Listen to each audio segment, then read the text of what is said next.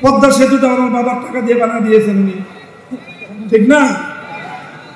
পদ্মা সেতু বানিয়েছেন বাবার টাকা দিয়ে।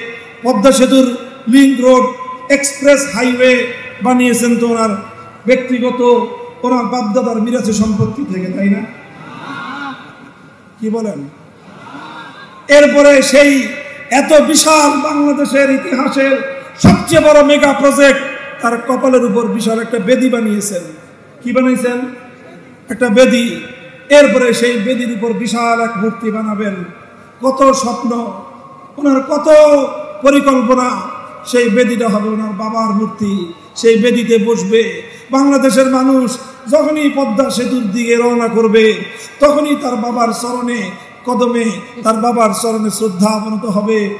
এই ছিল তার স্বপ্ন, যে একটা মুসলিম জাতি ধীরে ধীরে হিন্দুয়ানি কালচারের দিকে ধাবিত হবে, একত্ববাদের চেতনা ভুলুণ্ঠিত হয়ে সেই শিরকি চেতনা মুসলমানদের সমাজে বাস্তবায়িত হবে। এই স্বপ্ন ছিল ওনার। বাদ সাধলো কিছু মোল্লা মৌলবী। আমরা বললাম যে না, হিন্দুরা তাদের মন্দিরে মূর্তি বানাক, ওটা নিয়ে আমাদের কোনো আপত্তি নেই। প্রত্যেক ধর্মাবলম্বী স্বাধীনভাবে যার যার ধর্ম পালন করবে, ওটা নিয়ে আমাদের কোনো কথা নাই। বরং সব ধর্মাবলম্বীদের ধর্ম পালনের স্বাধীনতা থাকবে, এটাই ইসলামের সৌন্দর্য। কিন্তু 90% মুসলমানদের সম্পদ দিয়ে, মুসলমানদের এলাকায়, মুসলমানদের সমাজে জাতীয় স্থাপনা ভাস্কর্যের নামে মূর্তি বানিয়ে মুসলমানদের সমাজকে মূর্তি সংস্কৃতির দিকে ধাবিত করা হবে। আলেম সমাজ বেঁচে থাকতে এটা হতে পারে না। আমাদের উপরে উনি খুব খেপলেন, খুব রাগান্বিত হলেন। এত খেপলেন যে বলা যায় না। মানুষ বেশি খেপলে মাথা খারাপ হয়ে যায়।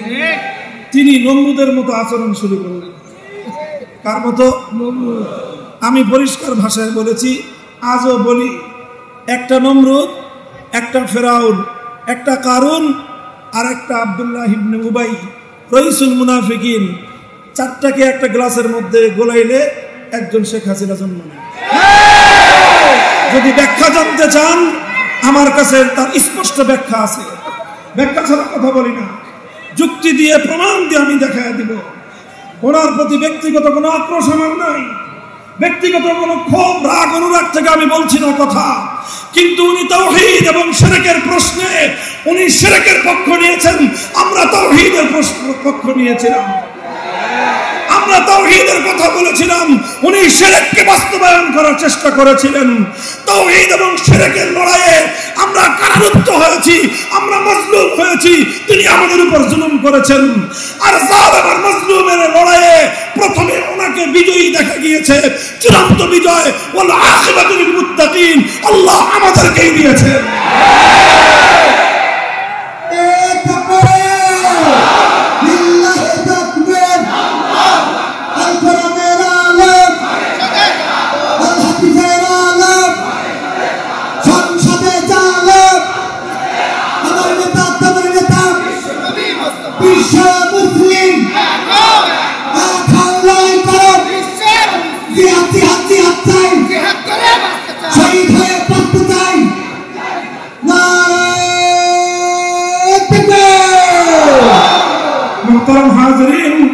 আমাদের কথা আমি আখেরি পয়গাম, ফাতাবিরু ইয়া উলিল আবসার, আল্লাহর কোরআনের চিরন্তন আহ্বান, শিক্ষা গ্রহণ করো।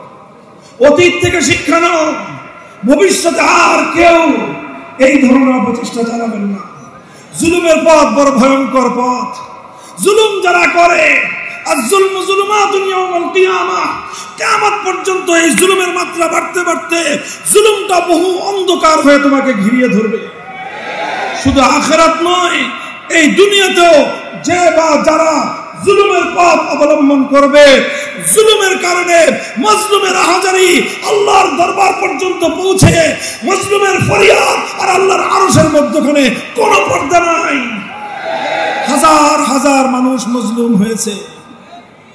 এমন এমন এমন এমন ষড়যন্ত্র করেছে, বিশেষ করে যারা যারা আল্লাহর দ্বীনের কথা বলে, যারা আল্লাহর দ্বীনের পথের সৈনিক, তাদের সঙ্গে সবচেয়ে মর্মান্তিক আচরণটা করা হয়েছে। ইস্তেকামত কি জিনিস? ইস্তেকামত মানে হলো দৃঢ়তা, ইস্তেকামত মানে হলো অটলতা। ইস্তেকামত সম্পর্কে আমি আপনাদেরকে দুটি মন্তব্য শোনাবো। একটি মন্তব্য হলো শাইখুল ইসলাম ইবনে তাইমিয়া রাহমাতুল্লাহি আলাইহি বলেছেন, আল ইস্তিকামাতু আফজালুল কারামা। আল ইস্তিকামাতু আফজালুল কারামা। আমরা দুনিয়াতে যারা আল্লাহওয়ালা হয়, আল্লাহর খাস বান্দা, আল্লাহর পেয়ারা বান্দা, তাদের কারামত থাকে। তাদের কি থাকে? কারামত থাকে। আমরা বাংলায় বলি কেরামতি, অলৌকিক ক্ষমতা। এটা আল্লাহর পক্ষ থেকে দেওয়া হয়। কারামাতুল আউলিয়া হাক্কুন। মুসলমানদের একটা আকীদা হলো আল্লাহর পক্ষ থেকে আল্লাহর খাস বান্দাদেরকে অনেক অলৌকিক সক্ষমতা, অলৌকিক কাজ করার অলৌকিকতা আল্লাহ দান করে থাকেন। এই কারামাতকে বিশ্বাস করতে হয়। এটার মধ্যে শিরকের কোনো কিছু নেই। এটা হলো কারামাত।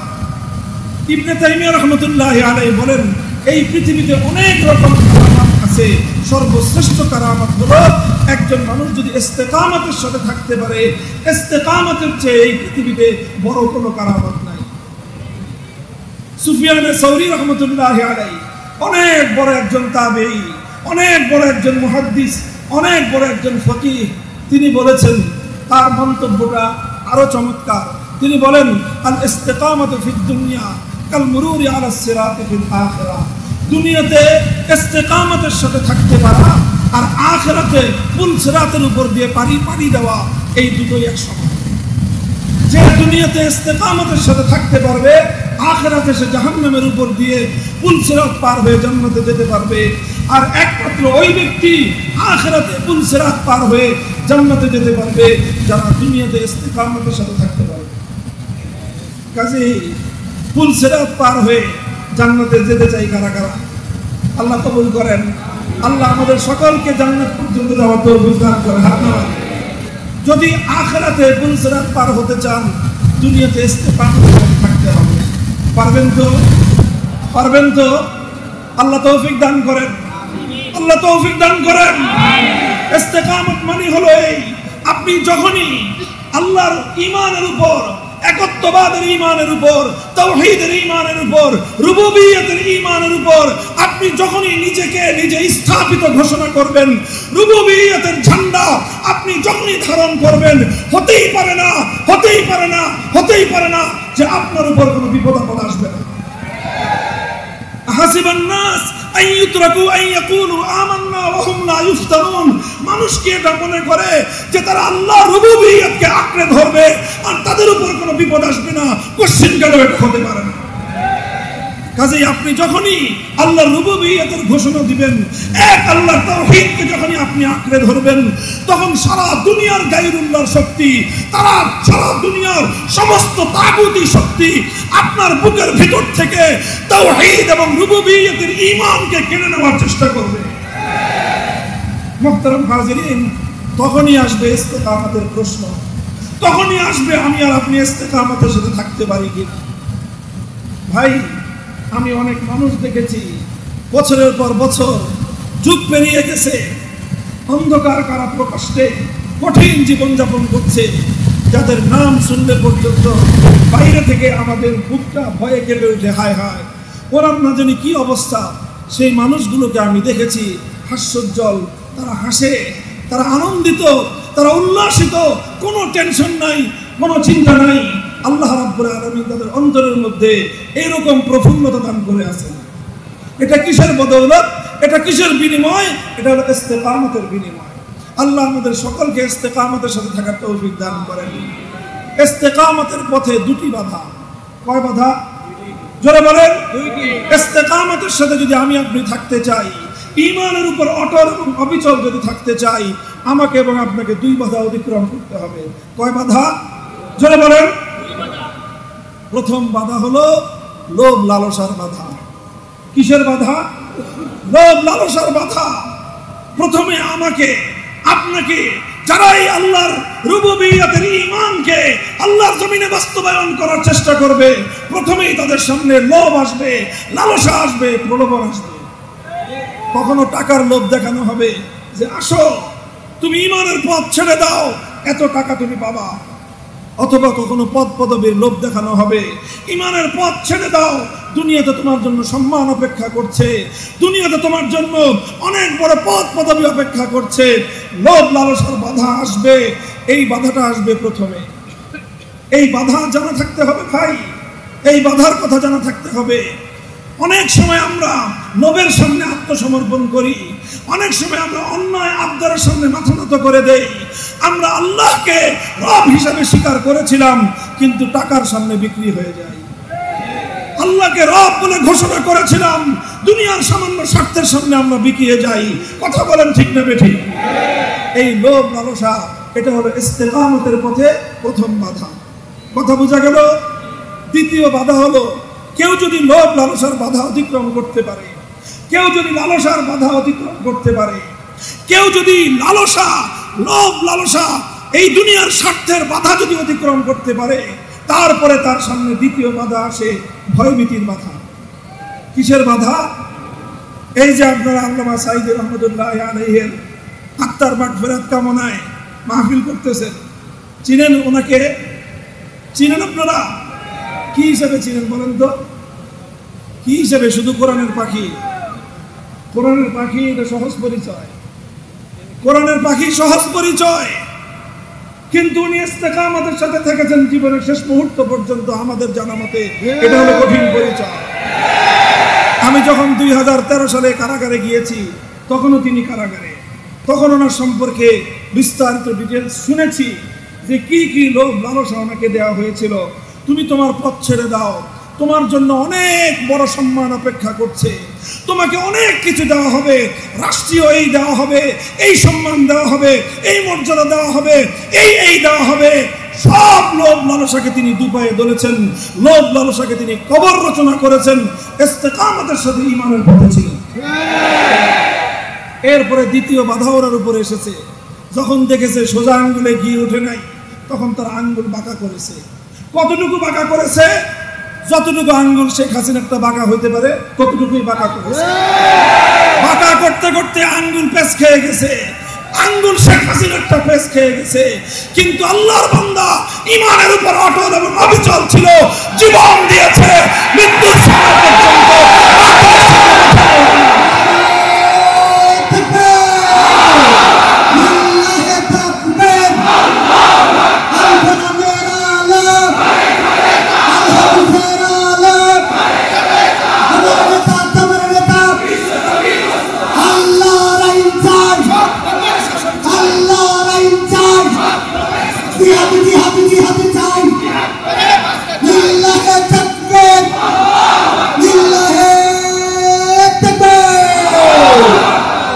মুহতারাম হাজিরিন, এই জন্য বললাম ইস্তেকামতের সাথে থাকতে গেলে কখনো আপনার উপর, আপনার সামনে লোভ লালসার বাধা আসবে, এই বাধা ডিঙ্গাতে হবে।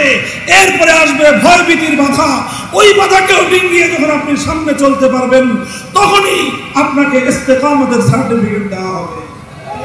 ইমাম আবু হানিফা রাহমাতুল্লাহি আলাইহি, ইমাম আবু হানিফা রাহমাতুল্লাহি আলাইহি ইস্তেকামতের এই দৃষ্টান্ত মুসলমানদের ইতিহাসের প্রতিটি বাঁকে বাঁকে খুঁজে পাওয়া যাবে। ইসলামী উম্মার 1400 বছরের ইতিহাস ইস্তেকামতের ইতিহাসের সোনালী পাতার দ্বারা ভরপুর। ইমাম আবু হানিফা রাহমাতুল্লাহি আলাইহি সময়ের অত্যাচারী শাসক, ওনাকে ওনার হকের পথ থেকে বিচ্যুত করার জন্য প্রথমে প্রস্তাব করেছিল চিফ জাস্টিস হওয়ার অফার। কি অফার? কি বললাম? প্রধান বিচারপতি হন, রাষ্ট্রের প্রধান বিচারপতি। রাষ্ট্রনায়কের পরেই, প্রধানমন্ত্রীর পরে সবচেয়ে গুরুত্বপূর্ণ দায়িত্ব ছিল প্রধান বিচারপতি। ইমাম আবু হানিফা রাহমাতুল্লাহি আলাইহি চিন্তা করেছিলেন, যদি আমি এই লোকের অধীনে প্রধান বিচারপতির দায়িত্ব গ্রহণ করি, তাহলে আমার দ্বারা সে সমর্থিত হবে। অথচ সে একজন জালেম, সে একজন অত্যাচারী। আমি একজন অত্যাচারী শাসকের অধীনে প্রধান বিচারপতি হলে তার জুলুম এবং তার অত্যাচারকে সমর্থন করা হবে। ইমাম আবু হানিফা রাহমাতুল্লাহি আলাইহি প্রত্যাখ্যান করলেন যে না, আমি প্রধান বিচারপতির মন্ত্রিত্ব চাই না, আমি প্রধান বিচারপতির আসন গ্রহণ করে একজন লোভ লালসার সামনে মাথা নত করেননি। লোভ লালসার সামনে যখন কেউ মাথা নত না করে, তখন তার সামনে দ্বিতীয় বাধা কি আসে? কি বলেছি? ভয় ভীতি দেখানো হয়, হুমকি দেওয়া হয়, জেলের হুমকি, হত্যার হুমকি, ক্রসফায়ারের হুমকি, গুমের হুমকি, নানা ধরনের হুমকি তাদেরকে প্রদান করা হয়। ইমাম আবু হানিফার জীবনে সেই বাধা এসেছে। ইমাম আবু হানিফা যখন জালিমের প্রধান বিচারপতির পদ এটাকে রিফিউজ করে দিলেন, প্রত্যাখ্যান করে দিলেন, তখন ওনার সামনে দ্বিতীয় বাধা আসলো, ভয়ভীতির বাধা। পুলিশ পাঠিয়ে ওনাকে গ্রেফতার করে নিয়ে যাওয়া হলো, ওনাকে কারাগারে বন্দী করা হলো। উনি কারাগারের অন্ধকার প্রকোষ্ঠকে বেছে নিলেন, অগ্রাধিকার দিলেন, জালিমের সামনে মাথা নত করেন নাই। এরপরে জালিম দেখলো যে এই নোমান ইবনে সাবিত ইমাম আবু হানিফাকে এভাবে বাগে আনা যাবে না। উনি যখনই মুক্ত পাবেন, মুক্ত হবেন, যখনই তিনি বের হবেন, তিনি আবার একত্ববাদের কথা বলবেন, তিনি আবার ন্যায় এবং ইনসাফের কথা বলবেন, তিনি আবারও জুলুমের বিরুদ্ধে রুখে দাঁড়াবেন। কাজেই ইমাম আবু হানিফাকে বাঁচতে দেওয়া যাবে না। জেলখানার মধ্যে ষড়যন্ত্রমূলকভাবে বিষ প্রয়োগ করে ইমাম আবু হানিফা রাহমাতুল্লাহ আলাইহিকে শহীদ করা হয়েছে। জেলখানায় পয়জন দিয়ে মানুষকে হত্যা করা, শহীদ করা, দ্বীনের দায়ী, দ্বীনের ঝান্ডাবাহী, একত্ববাদের ঝান্ডাবাহী, আল্লাহর দ্বীনের ঝান্ডা বুলন্দকারীদেরকে কারাগারের অন্ধকার প্রকোষ্ঠে নির্মমভাবে হত্যা করার ইতিহাস নতুন নয়। এই ইতিহাস নতুন নয়। ইমাম আবু হানিফা রাহমাতুল্লাহ আলাইহিকে কারাগারের অন্ধকার প্রকোষ্ঠে বিষ প্রয়োগ করে হত্যা করা হয়েছে।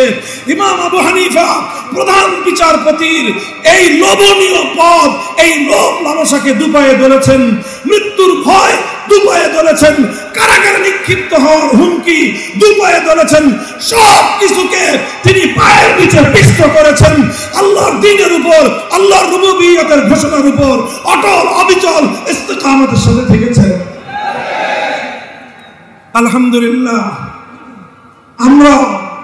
আমরা সেটা পারবো না, অতটা বড় আমরা নই, অত সাহস আমাদের নাই, অতটা শক্তিও আমাদের নাই।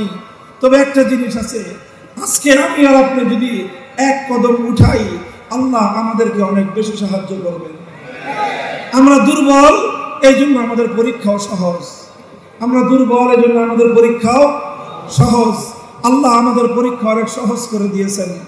এই দেখেন, আমি আপনাদেরকে অনুপ্রাণিত করার জন্য বলি, ভাস্কর্যের প্রশ্ন আসলো, আমরা বললাম ভাস্কর্য যে নামেই বানানো হোক, এটা মূর্তি, মুসলিম সমাজে মূর্তি সংস্কৃতি কোনোদিন গ্রহণযোগ্য হতে পারে না।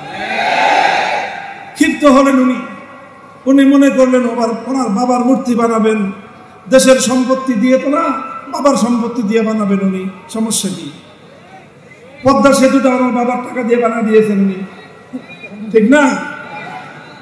পদ্মা সেতু বানিয়েছেন বাবার টাকা দিয়ে, পদ্মা সেতুর লিংক রোড, এক্সপ্রেস হাইওয়ে বানিয়েছেন তো ওনার ব্যক্তিগত, ওনার বাপদাদার মিরাসি সম্পত্তি থেকে, তাই না? কি বলেন? এরপরে সেই এত বিশাল বাংলাদেশের ইতিহাসের সবচেয়ে বড় মেগা প্রজেক্ট, তার কপালের উপর বিশাল একটা বেদি বানিয়েছেন। কি বানিয়েছেন? একটা বেদি। এরপরে সেই বেদির উপর বিশাল এক মূর্তি বানাবেন। কত স্বপ্ন, ওনার কত পরিকল্পনা। সেই বেদিটা হবে ওনার বাবার মূর্তি, সেই বেদিতে বসবে। বাংলাদেশের মানুষ যখনই পদ্মা সেতুর দিকে রওনা করবে, তখনই তার বাবার চরণে কদমে, তার বাবার চরণে শ্রদ্ধা অবনত হবে। এই ছিল তার স্বপ্ন, যে একটা মুসলিম জাতি ধীরে ধীরে হিন্দুয়ানি কালচারের দিকে ধাবিত হবে, একত্ববাদের চেতনা ভুলুণ্ঠিত হয়ে সেই শিরকি চেতনা মুসলমানদের সমাজে বাস্তবায়িত হবে। এই স্বপ্ন ছিল ওনার। বাদ সাধলো কিছু মোল্লা মৌলবী। আমরা বললাম যে না, হিন্দুরা তাদের মন্দিরে মূর্তি বানাক, ওটা নিয়ে আমাদের কোনো আপত্তি নেই। প্রত্যেক ধর্মাবলম্বী স্বাধীনভাবে যার যার ধর্ম পালন করবে, ওটা নিয়ে আমাদের কোনো কথা নাই। বরং সব ধর্মাবলম্বীদের ধর্ম পালনের স্বাধীনতা থাকবে, এটাই ইসলামের সৌন্দর্য। কিন্তু 90% মুসলমানদের সম্পদ দিয়ে, মুসলমানদের এলাকায়, মুসলমানদের সমাজে জাতীয় স্থাপনা ভাস্কর্যের নামে মূর্তি বানিয়ে মুসলমানদের সমাজকে মূর্তি সংস্কৃতির দিকে ধাবিত করা হবে। আলেম সমাজ বেঁচে থাকতে এটা হতে পারে না। আমাদের উপরে উনি খুব খেপলেন, খুব রাগান্বিত হলেন, এত খেপলেন যে বলা যায় না। মানুষ বেশি খেপলে মাথা খারাপ হয়ে যায়। তিনি নমরুদের মতো আচরণ শুরু করলেন। কার মতো?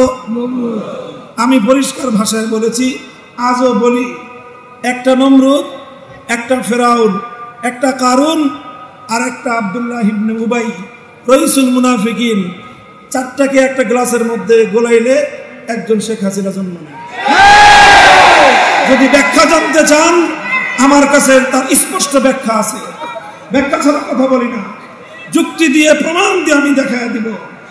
ওনার প্রতি ব্যক্তিগত কোনো আক্রোশ আমার নাই, ব্যক্তিগত কোনো ক্ষোভ রাগ অনুরাগ থেকে আমি বলছি না কথা। কিন্তু উনি তাওহীদ এবং শিরকের প্রশ্নে উনি শিরকের পক্ষ নিয়েছেন, আমরা তাওহীদের পক্ষ নিয়েছিলাম। আমরা তাওহীদের কথা বলেছিলাম, উনি শিরককে বাস্তবায়ন করার চেষ্টা করেছিলেন। তাওহীদ এবং শিরকের লড়াইয়ে আমরা কারারুদ্ধ হয়েছি, আমরা মাজলুম হয়েছি, তিনি আমাদের উপর জুলুম করেছেন। আর জালেম আর মাজলুমের লড়াইয়ে প্রথমে ওনাকে বিজয়ী দেখা গিয়েছে, চূড়ান্ত বিজয়। ওয়াল আখিরাতু লিল মুত্তাকিন, আল্লাহ আমাদেরকেই দিয়েছেন।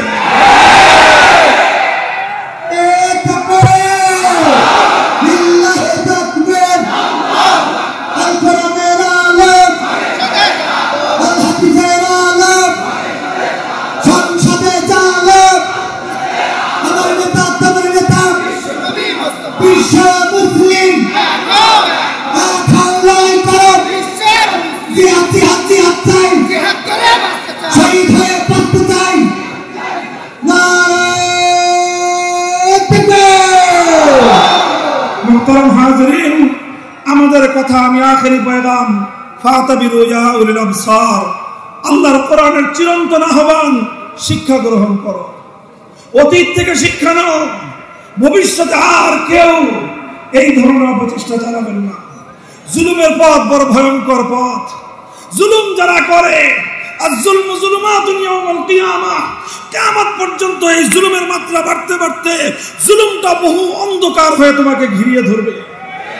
শুধু আখিরাত নয়, এই দুনিয়াতেও যে বা যারা জুলুমের পথ অবলম্বন করবে, জুলুমের কারণে মাজলুমের আহাজারি আল্লাহর দরবার পর্যন্ত পৌঁছে, মাজলুমের ফরিয়াদ আর আল্লাহর আরশের মধ্যখানে কোনো পর্দা নাই।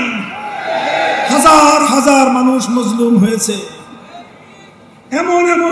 এমন ষড়যন্ত্র করেছে। বিশেষ করে যারা আল্লাহর দ্বীনের কথা বলে, যারা আল্লাহর দ্বীনের পথের সৈনিক, তাদের সঙ্গে সবচেয়ে মর্মান্তিক আচরণটা করা হয়েছে। নমরুদ যেটা করেছিল, ইব্রাহিম আলাইহিস সালাতু ওয়াস সালাম, তিনি মূর্তির বিরুদ্ধে কথা বললেন, মূর্তির বিরুদ্ধাচরণ করলেন। নমরুদ ইব্রাহিম আলাইহিস সালামকে আগুনে নিক্ষিপ্ত করে ক্ষান্ত হয় নাই। আগুনে নিক্ষেপ করলেই কিন্তু চলতো, কিন্তু নমরুদ শুধু ইব্রাহিম আলাইহিস সালামকে আগুনে পোড়ায় নাই। আগুনে নিক্ষেপ করার আগে নমরুদ ইব্রাহিম আলাইহিস সালাতু ওয়াস সালামের শরীর থেকে, ওনার সারা শরীর থেকে ইজ্জতের কাপড় খুলে নিয়েছে, ওনাকে বিবস্ত্র করে ফেলেছে। চিন্তা করতে পারেন, এই পৃথিবীতে অসংখ্য অগণিত নবী আল্লাহ প্রেরণ করেছেন, একজন মাত্র নবী যাকে আল্লাহ উপাধি দিয়েছেন খলিলুল্লাহ, মানে আল্লাহর বন্ধু। আল্লাহর বন্ধু, সারা দুনিয়ার মানুষ কাপড় পরে আছে, আর আল্লাহর বন্ধুর গায়ে কাপড় নাই। খোদার আরশ থরথর করে কেঁপে উঠেছিল। আজ কেন করেছিল নমরুদ এই কাজটা? যে তুমি আমার মূর্তির বিরুদ্ধাচরণ করলা, আমি শুধু তোমাকে আগুনে পুড়ায় ক্ষান্ত হব না, আমি তোমার শরীর থেকে ইজ্জতের কাপড় খুলে ফেলবো। নমরুদ ইব্রাহিম আলাইহিস সালামকে লাঞ্ছিত করতে চেয়েছিল। ইতিহাস কি বলে? ইব্রাহিম আলাইহিস সালাম লাঞ্ছিত হয়েছেন না নমরুদ লাঞ্ছিত হয়েছেন? কিয়ামতের দিন সারা পৃথিবীর সমস্ত মানুষ যেদিন বিবস্ত্র থাকবে, উলঙ্গ থাকবে, কোন নারী পুরুষ কারো শরীরে কাপড় থাকবে না।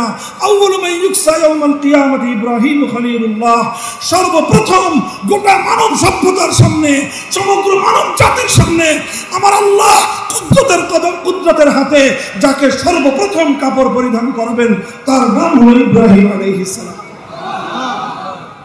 ইজ্জত দেওয়ার মালিক কে? আল্লাহ। এই বিগত স্বৈরাচারী ফ্যাসিবাদী এই ব্যবস্থার সবচেয়ে ভয়ঙ্কর দিক যেটা ছিল সেটা হলো সমস্ত তাওহীদের যারা মুয়াজ্জিন ছিল, যারা তাওহীদ এবং একত্ববাদের কথা বলতো, তাদের সকলকে সে অসম্মান করার চেষ্টা করেছে, অপমান করার চেষ্টা করেছে, প্রত্যেকের নামে মানহানিকর মামলা দিয়েছে। শুধু হত্যা মামলা নয়, মানহানিকর মামলা দিয়ে তার সাক্ষী বানিয়েছে, বাদী বানিয়েছে, সব কিছু তার বাড়ি থেকে তৈরি করে এনে নমরুদ, ফিরআউন, কারুন, আব্দুল্লাহ ইবনে উবাইদের এই যুগের অনুসারী হিসেবে নিজেকে সে প্রতিষ্ঠিত করেছে। আল্লাহ পাক যখন তাকে ধ্বংস করেছেন, নমরুদ এবং ফিরআউনকে আল্লাহ যেভাবে ধ্বংস করেছিলেন তাকেও আল্লাহ পাক ঠিক সেভাবেই ধ্বংস করেছেন। ফিরআউনকে আল্লাহ এমন ভাবে ধ্বংস করেছেন, শুধু ধ্বংস হয় নাই, কিয়ামত পর্যন্তের জন্য ফিরআউন শিক্ষণীয় হয়ে থেকেছে।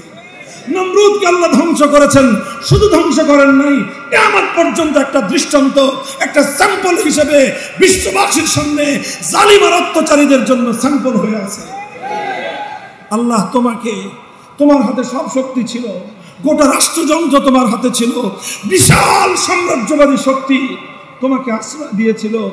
কয়েকটা আবাবিলের মতো ছোট বাচ্চা, বলেন ছোট ছোট বাচ্চা যারা অনেকেই সাবালক হয় নাই, অনেকে নাক দিয়ে টিপ দিলে দুধ পড়বে, সর্বোচ্চ বয়স তাদের 25 বছর, অর্থাৎ এখনো পরিণত বয়সে কেউ পৌঁছে নাই।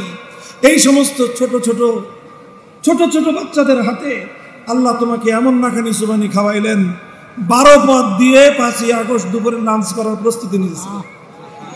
কয় পদ? 12টা পদ। যারা গণভবনে গিয়েছে তারা ওগুলো তো নিয়েছে সব, 12 পদ একসাথে কেউ আনতে পারে নাই, কেউ খায় আসছে, কেউ নিয়ে আসছে, সব করছে। যারা গিয়েছিল তাদের মুখে শুনেছি 12 পদ, দেশে 1500 মানুষের বেশি রক্তে লাল, টেকনাফ থেকে তেতুলিয়ায় তরুণ তরুণ ছেলে মেয়েদের রক্তাক্ত দেহ রাজপথে পড়ে থাকতেছে, সারা দুনিয়া হতবাক। আর যার নির্দেশে হত্যাকাণ্ড চলছে সে 12 পদ দিয়ে লঞ্চ করার আয়োজন করে। চিন্তা করতে পারেন কতটা নৃশংসতা একজন মানুষের মধ্যে থাকলে এই কাজ করতে পারে। আল্লাহ পাক তার অন্তর থেকে মায়া দয়া নামক যে জিনিসটা সেটা উঠায় নিয়েছিলেন, এই জন্যই সে এটা করতে পেরেছে। এটা কেন হয়েছে? আল্লাহ তার অন্তর থেকে মায়া দয়া কেন উঠায় নিয়েছেন? কারণ সে আলেম সমাজের সঙ্গে নমরুদের সেই আচরণ সে করেছে। আল্লাহ পাক ভবিষ্যতের জন্য সকলকে শিক্ষা গ্রহণ করা তৌফিক দান করেন। আমাদের জন্য শিক্ষা হলো হে জিগরগাছাবাসী, হে বাংলার তাওহীদি জনতা, কোরআন প্রেমিক তাওহীদি জনতা, তোমাদের জন্য আল্লাহর পক্ষ থেকে এই বার্তা আমি দিয়ে দিতে চাই, আল্লাহর নবীর পক্ষ থেকে তোমাদের কাছে বার্তা দিয়ে দিতে চাই। আসো, আমি আর তুমি কদম উঠাই, আমি আর তুমি কদম উঠাই, আমি আর তুমি রাস্তায় কদম ফেলতে শুরু করি, মঞ্জিল পর্যন্ত পৌঁছানো আল্লাহর জিম্মাদারি। বাধা আসবে, লড়াই হবে, চূড়ান্ত লড়াইয়ের বিজয় হবে ইমানদারদের ইনশাআল্লাহ সুম্মা ইনশাআল্লাহ। আলামত শুরু হয়ে গিয়েছে, এই আলামত বলছে কথা বাংলার মাটি ইসলামী বিপ্লবের জন্য উর্বর।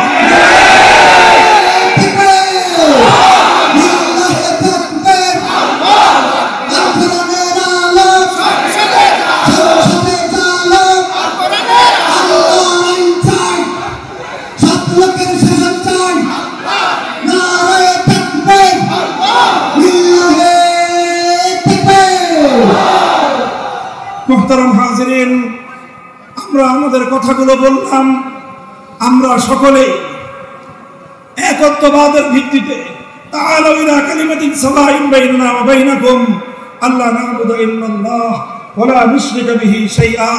যারা আল্লাহর রজ্জুকে আঁকড়ে ধরতে চায়, ঐক্যের মাধ্যমে হাজার বছরের ইসলামী যে ঐতিহ্য রয়েছে, মুসলমানদের পূর্বসূরীদের পক্ষ থেকে আমাদের কাছে যে আদর্শ রেখে গিয়ে যাওয়া হয়েছে, সেই আদর্শের পথে পথ চলে, সাহাবায়ে কেরামের পথে পথ চলে, পূর্বসূরীদের পথে পথ চলে, সমস্ত জালিমের মোকাবেলা করে আমরা যদি আমাদের দায়িত্বটা পালন করতে পারি, বিজয় দেওয়ার মালিককে, বিজয় দেওয়ার মালিককে আল্লাহ পাক রব্বুল আলামিন আমাদেরকে কিছুটা দেখিয়েছেন যেন আমরা অনুপ্রাণিত হয়ে সামনের দিকে সাহসিকতার সাথে চলতে পারি।